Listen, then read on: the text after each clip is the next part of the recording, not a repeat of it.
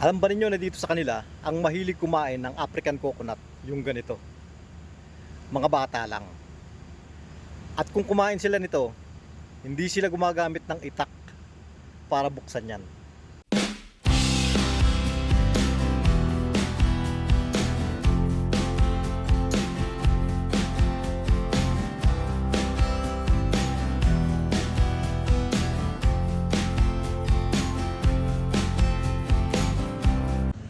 Magandang araw mga kabayan. Meron nga pala ako isang video tungkol dyan sa puno na yan. Yung African coconut nila.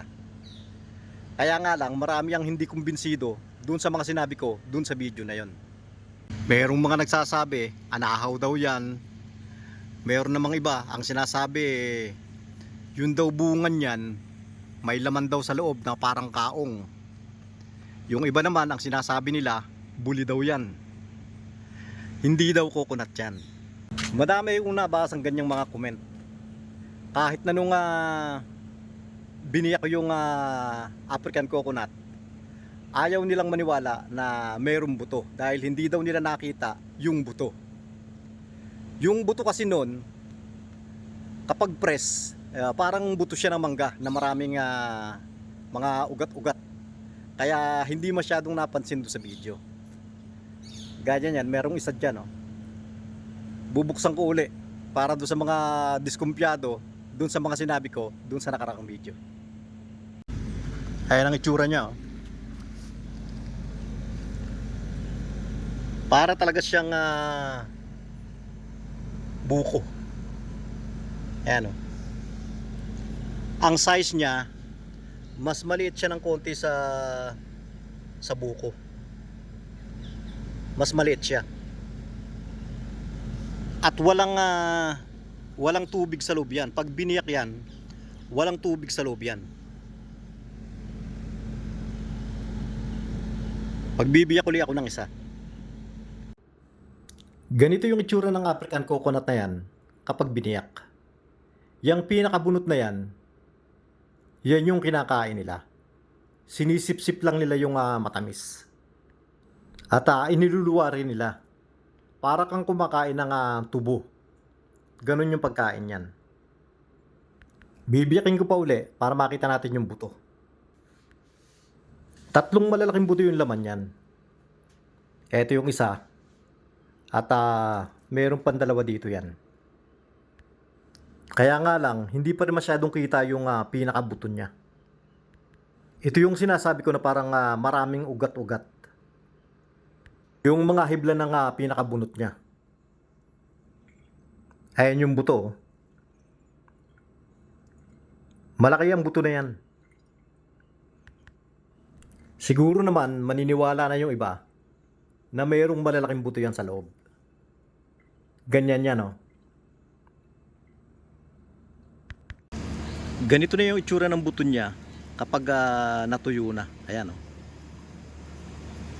Ganyan siya. 3 ganito yung laman nun. At mayroon pa nga palang pakinabang itong buto.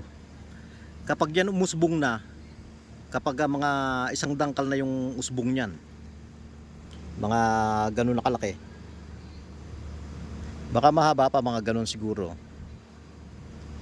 yung magiging usbong, kinakain din nila yon. Nilalaga nila. Ang tawag nila doon, rock.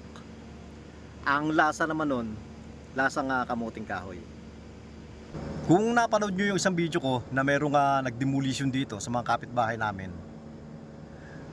merong mga African coconut na itinumba. At kinabukasan, nakita nga namin, ang daming bata na ando sa may punong nakatumba at kumakain sila nung bunga nun. At meron ding mga nagsabi na bakit daw sinabi ko na nakakain yan, hindi ko naman daw kinain. Pinaliwanag ko naman na dati kumain na ako niyan, kaya alam ko yung lasa niyan. Kaya nga lang, dahil nga doon sa mga ugat-ugat na yon, sumasabit sa ngipin, mahirap tanggalin. Kaya ayaw ko na munang kumain yan. Pero meron ako ipapakita na merong kumakain nung ganyan. Natanaw ko doon sa kabilang kalsada, yung mga nakatumba na African coconut, Ang daming mga bungang nagkalat at maraming bata yung kumakain. Kaya inaya ko si James, sabi ko lapitan namin. Matigas din yung bunga ng African coconut na yan. Kaya ipinatanong ko kung paano nilang nabubuksan. At ipinakita nga nila kung paano yung ginagawa nila para mabiyak.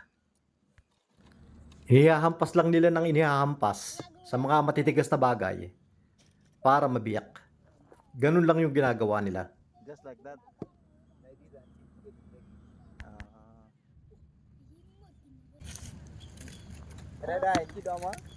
Just like that until it breaks. Agana alam yung.